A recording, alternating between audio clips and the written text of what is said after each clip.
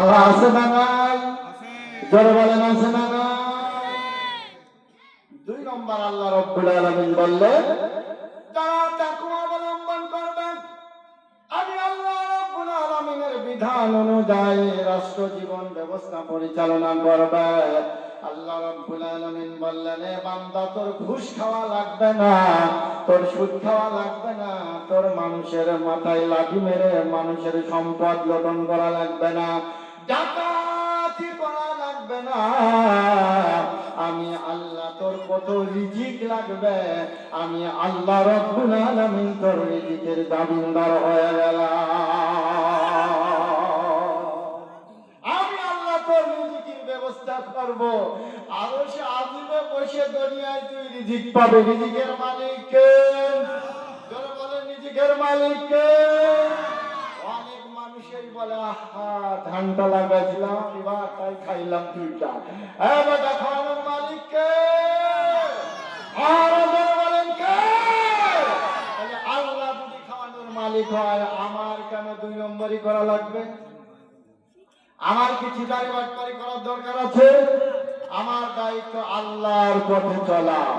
আল্লাহ রাব্বুল আলামিন বললেন, বান্দা, তোর আমি রিজিকের ব্যবস্থা করে দিয়েই শেষ করব না। ও বান্দা, শোনো শোনো, আমি আল্লাহ রাব্বুল আলামিন তোর 3 নম্বরে এই পৃথিবীর মধ্যে কত সম্মান লাগবে, কত ইজ্জত লাগবে, আমি আল্লাহ তোর ইজ্জত বাড়ায়া দেব। রব্বুল আলামিন বললেন, ইন্নামা কারামাকুম ইনদাল্লাহি আতকাকুম ইন্নাল্লাহা আলিমুন খাবীর।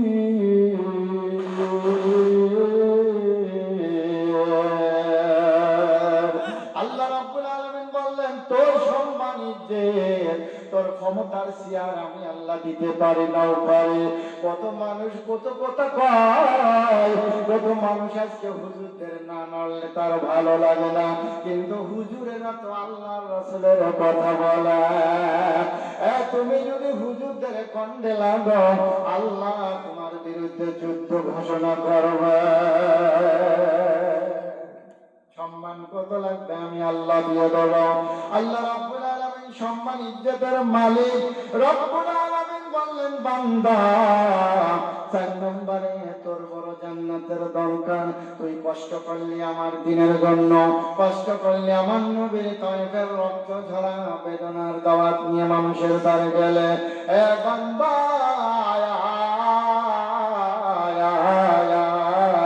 তোর জান্নাত লাগবে রে বান্দা, আমি আল্লাহ তোর দামে জান্নাত বরাদ্দ করে দিলাম। জোরা বলে যাও কি মারহাবা। ফি জান্নাতিন ইয়াতাসাআলুন। আরো জোরে বলেন আল্লাহু আকবার। আল্লাহ বলবে, তোর কয়টা জান্নাত দরকার? 6666 খানা জান্নাত তোরে আমি বিশাল একটা ভুবন বানায়া দেব। ওই জান্নাতের মধ্যে তুই থাকবি, আরাম আয়েশ করবে।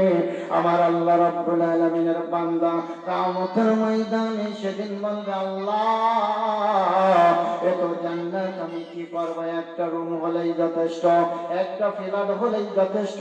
আল্লাহ তখন বলবে, ও বান্দা, তুমি দেখো, আমার দিন মানতে যায়, আমার নবীর আদর্শ মানতে যায়, কত মানুষ তোমার সহযোগিতা করেছে, কত মানুষ টাকা দিয়েছে, সম্পদ দিয়েছে, ওই মানুষগুলো কোথায়?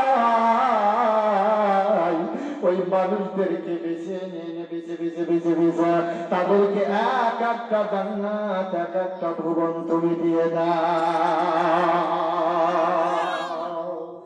তারপরে কি ফুরাবে? বলবে, তোমার বাবা কই? তোমার বাবাকে একটা দিয়ে দাও।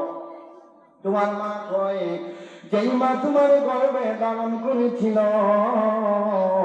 ওই মারে একটা দিয়ে দাও। আমার যুবকেরা মার খাবার দেয় না, মাকে ভাত দাও না, মার ভালোবাসো না, মাকে সেবা করো না, কিন্তু মা তোমার জান্নাত। মা, তুমি আমার আগে যেও না গো, মোরে ওই আমি কেমন করে